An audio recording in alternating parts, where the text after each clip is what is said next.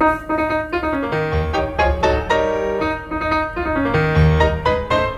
passion du savoir, l'émission de l'espace culturel et universitaire juif d'Europe, présentée par Jean-François Strouf sur Judaïque FM.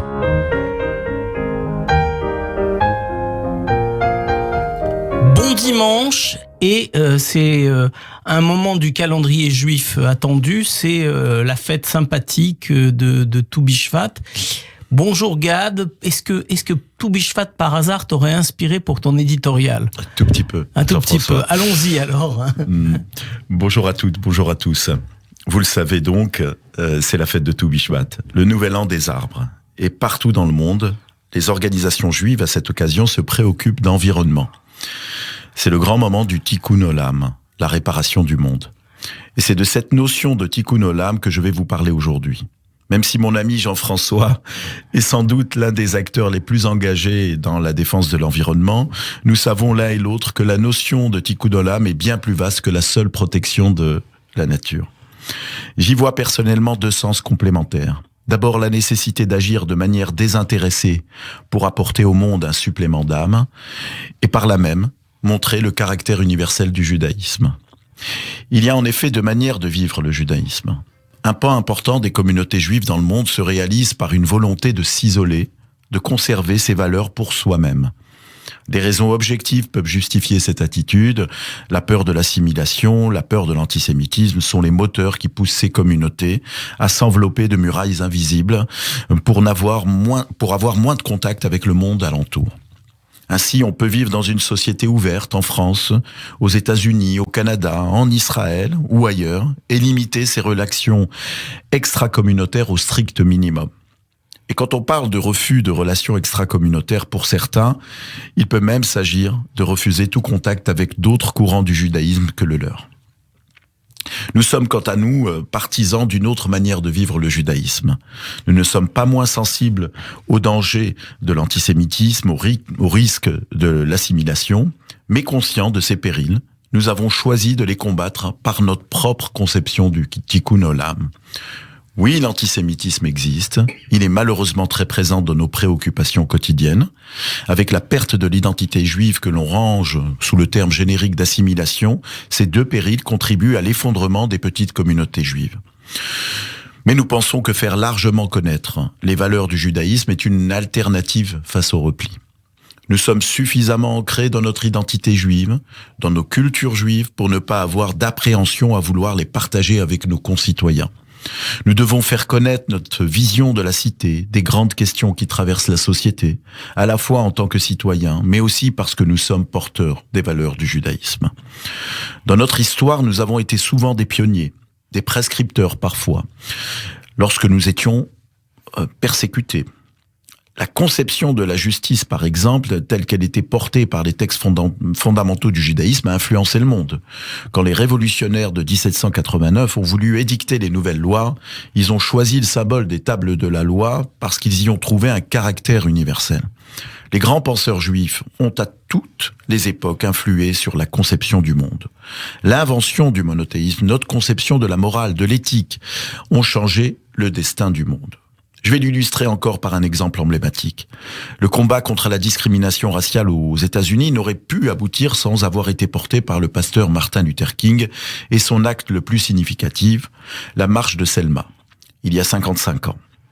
Revoyez les images d'archives, aux côtés de Martin Luther King, un homme, un penseur juif, un rabbin, Abraham Yoshua Heschel, qui en partageant avec son ami pasteur le combat pour la liberté des Juifs lors de la sortie d'Égypte, sera l'inspirateur de Martin Luther King. L'engagement de Heschel pour la cause des Noirs aux USA aura cet effet salutaire. Toute sa vie, Martin Luther King sera un défenseur de la cause sioniste et de la lutte contre l'antisémitisme. Nous avons la conviction que pour œuvrer à cette vision du monde, le partage des cultures juives avec tous est notre contribution au Tikkun Olam. Oui, c'est d'autant plus vrai qu'on voyait souvent Martin Luther King avec dans la main le fameux livre d'Abraham Heschel, The Prophets, qui était celui qui l'avait peut-être le plus inspiré. C'est vrai que c'est un bel exemple d'action pour le Tikkun Olam. Alors, pratiquement, Gad, c'est dans le judaïsme, Il n'y a pas d'amour sans preuve d'amour. C'est-à-dire que quand pas on seulement doit... dans le judaïsme, je crois que là aussi c'est universel. Mais on peut pas être uniquement dans la théorie. Et ce que tu défends aujourd'hui, l'idée que tu as mise en œuvre dans ton éditorial, c'est du travail quotidien aussi, c'est de l'action de terrain. Est-ce que tu peux, en quelques mots, nous dire comment tu manifestes, comment notre équipe manifeste cette action au quotidien, d'aller vers l'extérieur, de partager les valeurs du judaïsme, de partager les cultures juives?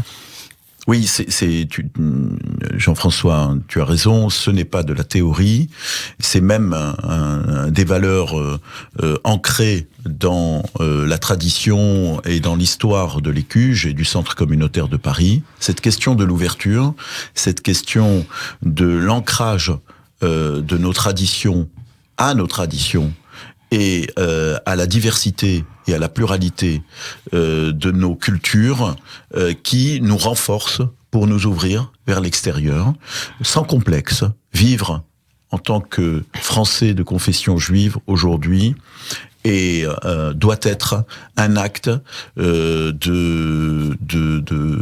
tranquillité, et pas une situation de crise permanente.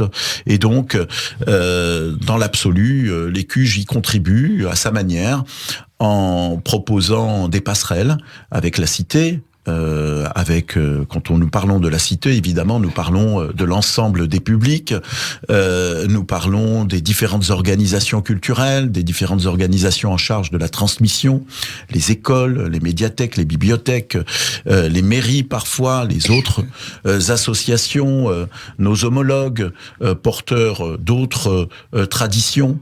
C'est ce que nous faisons au quotidien avec des partenariats.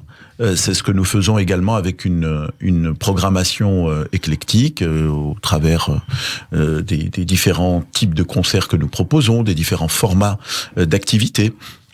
Et l'un des axes de ce point de vue, qui consiste justement à s'investir dans le débat public et dans la cité, c'est de travailler auprès des bibliothèques et des médiathèques et d'engager des actions culturelles que nous avons et que nous allons poursuivre dans les semaines et dans les mois qui viennent, particulièrement dans le 10e arrondissement qui est notre lieu d'ancrage aujourd'hui.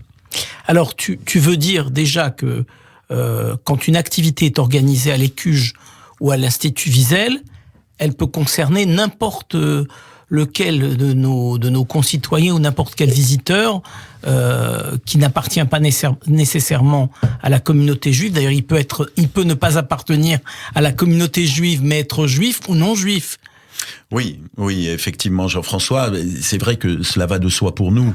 Et peut-être il faut le redire parce que c'est parfois considéré comme totalement spécifique à notre maison, donc c'est peut-être important de le redire. C'est vrai. Tu mets en exergue l'une des singularités de l'Écuge aujourd'hui, qui est ce lieu d'expression de l'ensemble des courants du judaïsme, mais également ce lieu de dialogue avec la cité. Et donc, notre préoccupation, c'est de nous adresser à tous les publics, d'où qu'ils viennent, quels qu'ils soient, quelle que soit leur manière, pour certains, de vivre leur judaïsme ou leur foi, et de ne pas s'ancrer dans une tradition religieuse également. Donc, dans l'absolu, l'objectif de l'Écuge est d'offrir un visage pluriel de ce que sont les cultures juives aujourd'hui, et de ce qu'est le savoir juif, et de le partager avec tous. Et donc, finalement, nous nous adressons à tous ceux qui s'intéressent à la civilisation juive, au judaïsme, aux valeurs éthiques que nous portons avec notre tradition. Alors ça, la première manière, c'est de dire on ouvre grand les portes. Celui qui veut venir, quel qu'il soit, est le bienvenu. Oui. Mais il y a aussi deux autres manières. C'est agir hors les murs, avec des campus qui sont répartis sur différentes régions d'Île-de-France et bientôt de France. Par exemple, les campus de l'Institut Wiesel que tu rappelles pour mémoire. Oui, les campus dans le Val-de-Marne, à Nogent-sur-Marne, avec nos amis de la Maison de la Culture de Nogent. Un autre campus à Paris-Ouest, avec nos amis de la communauté de Montevideo. Et puis, le troisième campus aujourd'hui est basé au Raincy, c'est le campus Le Raincy 93, avec la communauté du Raincy. Un campus, donc, c'est un lieu où on enseigne, où on transmet, et surtout où l'on va à la rencontre des publics locaux. Et cette démarche va se poursuivre avec l'ouverture de nouveaux campus, particulièrement des campus en région et à l'international pour l'année prochaine. Grenoble, et puis d'autres campus en chantier. Nous laisserons la primeur, le moment venu de ces annonces. On aidera nos auditrices et nos auditeurs à découvrir au fur et à mesure cette action. Et puis, une toute dernière chose qu'il faudrait dire aussi, c'est que la manière d'être hors les murs, c'est aussi d'être présent online, en ligne, avec de beaux projets. On va parler d'un projet, puis après on marquera une petite pause de publicité. Mais c'est l'UNEJ, l'Université numérique européenne des études juives, qui permet d'aller partout dans le monde. Oui, l'UNEJ est un projet extrêmement important que l'Institut Wiesel a monté avec l'Alliance israélite universelle, et c'est une plateforme de cours en ligne, et nous parlons bien de cours d'enseignement numérique qui s'adresse à près de 17 000 personnes aujourd'hui dans le monde, et qui leur offre des MOOC, des cours en ligne massif et ouvert, gratuit, pour découvrir différentes facettes du judaïsme et de la civilisation juive. Les niveaux d'enseignement s'adressent à tous les publics, et aujourd'hui nous avons des cours qui sont suivis par plus de 3000 personnes. Voilà, et donc l'UNEJ aujourd'hui, c'est une trentaine de cours proposés, et puis chaque année on en crée de nouveaux. Pour y accéder et pour le découvrir, en quelques minutes, vous pouvez commencer à suivre un cours. C'est unej.com, uneej.com. Alors, on rappellera ça juste après une petite pause de publicité. Alors, Gad, tu nous parlais à l'instant de l'UNEJ. Je voudrais encore une toute petite précision. Il y a un nouveau modèle de l'UNEJ aujourd'hui, c'est-à-dire que il y avait des dates de lancement. Maintenant, on peut accéder à ces enseignements à tout moment. Oui, la plateforme UNEJ c'est mise à jour aujourd'hui. Nous avons une nouvelle version de la plateforme. On parle pas bien d'une plateforme, c'est pas technique, mais c'est globalement un environnement d'apprentissage qui a été pensé pour cela. On s'appuie d'ailleurs sur une solution qui est utilisée dans la plupart des grands pays et des grandes universités. Donc cette plateforme permet aujourd'hui de proposer des cours qui sont des cours permanents finalement. Vous pouvez partir vous lancer dans le suivi d'un cours à tout moment, sans être préoccupé par une date de début et une date de fin. Le modèle des MOOC avec date de début et date de fin qui dure plusieurs semaines existe toujours, mais nous avons décidé que les cours de l'UNEJ seraient permanents désormais, ce qui permet à chacun de démarrer un cours quand il le veut, de le suivre à son rythme et d'obtenir un certificat, une attestation de réussite de ce cours au moment où il le souhaite, en fonction de l'investissement qu'il fait lui-même pour poursuivre ce cours. Et je précise que les cours de l'UNEJ peuvent être suivis de manière très graduée. Je peux simplement accéder aux fiches pédagogiques, je peux suivre les vidéos, je peux également répondre à différentes activités pédagogiques, des quiz, etc., etc. Tout cela pour me permettre d'acquérir des connaissances de manière, je dirais, pédagogiquement validée. Et je précise, il n'y a pas de prérequis. Tout le monde peut suivre des cours à l'UNEJ. Les enseignants, qui sont tous des enseignants d'université, font un travail formidable pour construire des cours adaptés à tous les publics. Donc quelqu'un qui est, je ne sais pas moi, en Afghanistan, qui comprend le français, peut suivre même s'il a aucun prérequis.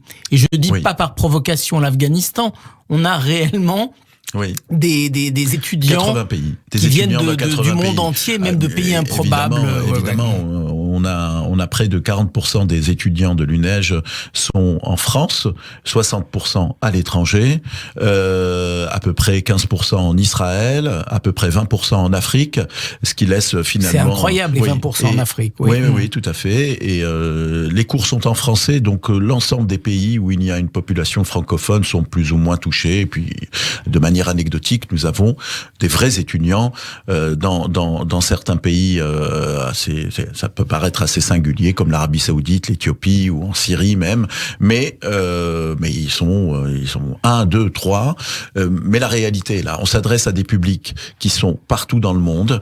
C'est pas seulement la technologie qui le permet, c'est aussi le travail de ces enseignants qui adaptent leur démarche pédagogique à un vrai modèle d'enseignement qui s'adresse à tous les publics. Alors avec tous les préjugés, les clichés qui courent sur ce que c'est que le judaïsme, le Talmud, etc., le fait de partager ces savoirs avec des gens du monde entier, c'est un acte de tikkun olam. Fondamentalement, il s'agit pour nous d'offrir un visage différent, un visage qui repose sur le savoir scientifique.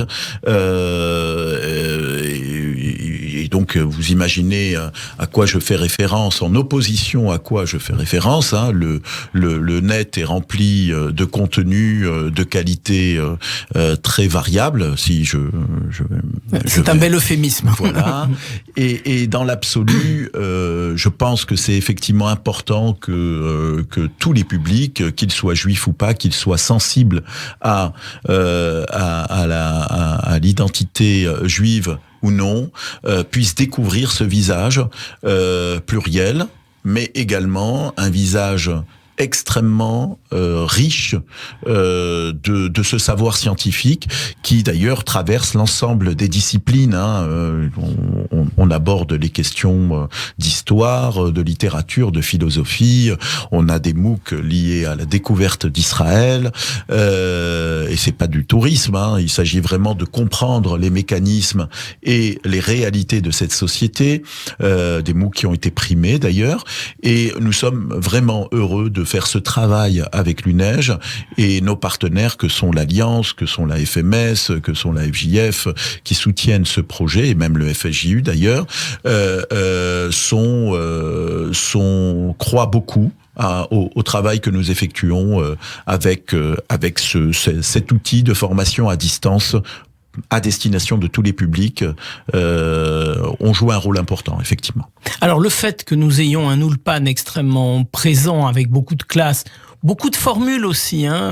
Récemment, on a lancé l'Ivrit Social Club, qui est une formule très originale, qui marche bien et qui est très visible. Et bravo à Révital, qui fait un travail extraordinaire. Ce rendez-vous hebdomadaire de conversation autour d'une thématique et qui fait découvrir la société israélienne sous un autre angle, un peu moins pratique, mais en même temps beaucoup plus profond que les aspects purement superficiels que nous abordons parfois dans les cours d'hébreu. Alors, et on a une équipe formidable d'un Ulpan classique, oui, qui font partager beaucoup aussi de valeurs de la société israélienne, de connaissances du monde israélien, et puis le vocabulaire, la grammaire, etc.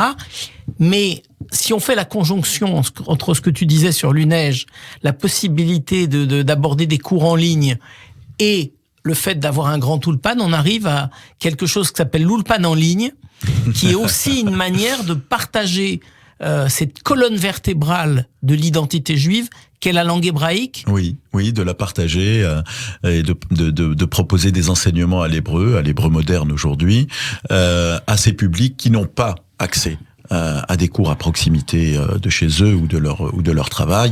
Et là aussi, on découvre un champ nouveau qui est celui de personnes qui n'auraient pas pu suivre un cours d'hébreu sans ces modalités d'enseignement à distance. Et je précise que l'Ulpan en ligne est une solution que nous avons mis en œuvre en tout cas que nous avons conçu et travaillé pendant près d'1 an avec les enseignants. C'est un véritable chantier. Il ne s'agit pas de se mettre derrière une caméra et de faire du Skype et de donner un cours.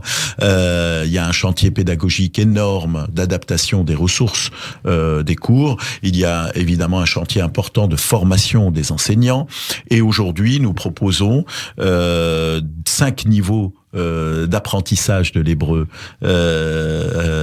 avec cette Ulpan en ligne, et nous avons des élèves un peu partout dans le monde, évidemment en région, parfois même en région parisienne, particulièrement des actifs qui ne peuvent pas prendre le temps de se déplacer pendant une demi-heure ou 20 minutes pour aller à un cours à proximité. Et nombre de nos étudiants sont également en Israël et utilisent l'Ulpan en ligne comme un complément à l'Ulpan qu'ils ont suivi là-bas, ou comme une manière également d'entretenir leur niveau d'hébreu. Alors, pour aller jusqu'au bout, on a même un étudiant qui jusqu'à Vancouver.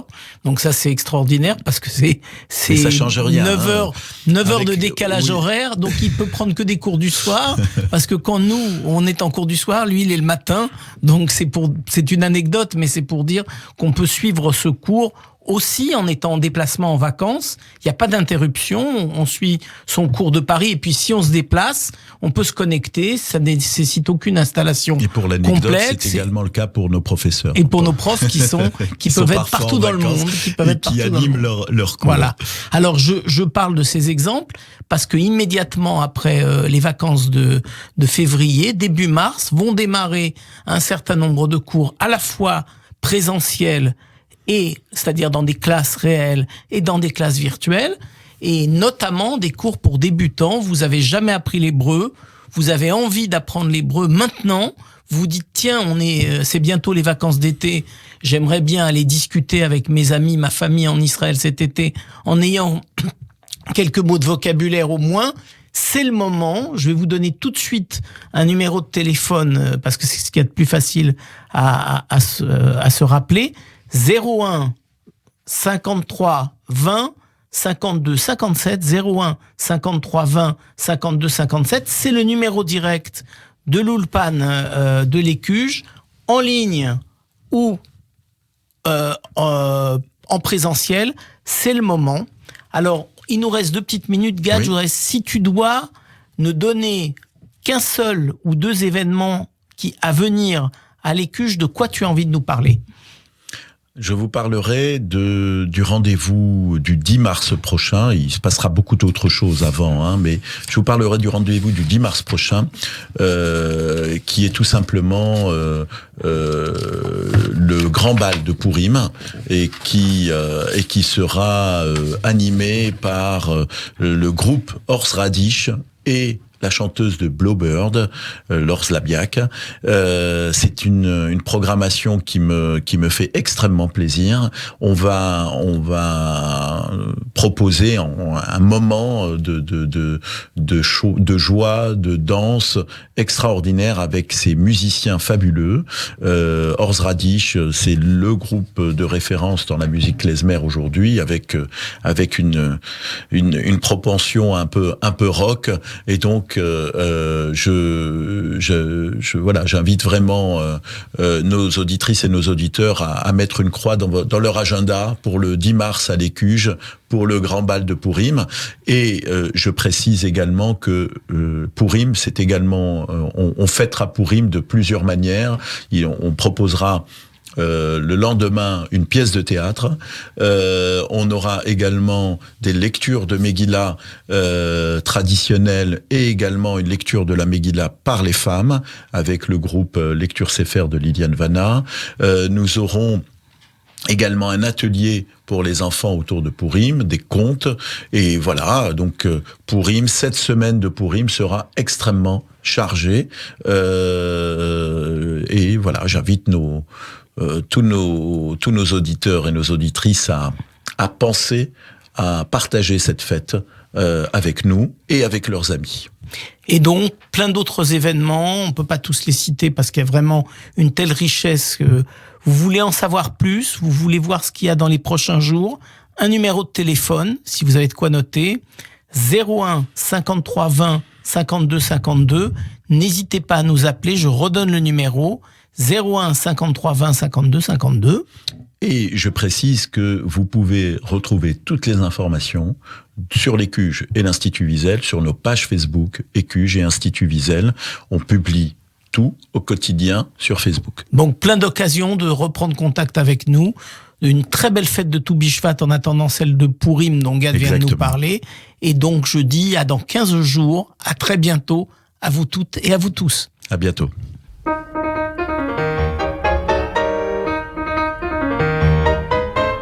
La passion du savoir, l'émission de l'espace culturel et universitaire juif d'Europe, présentée par Jean-François Strouf sur Judaïque FM.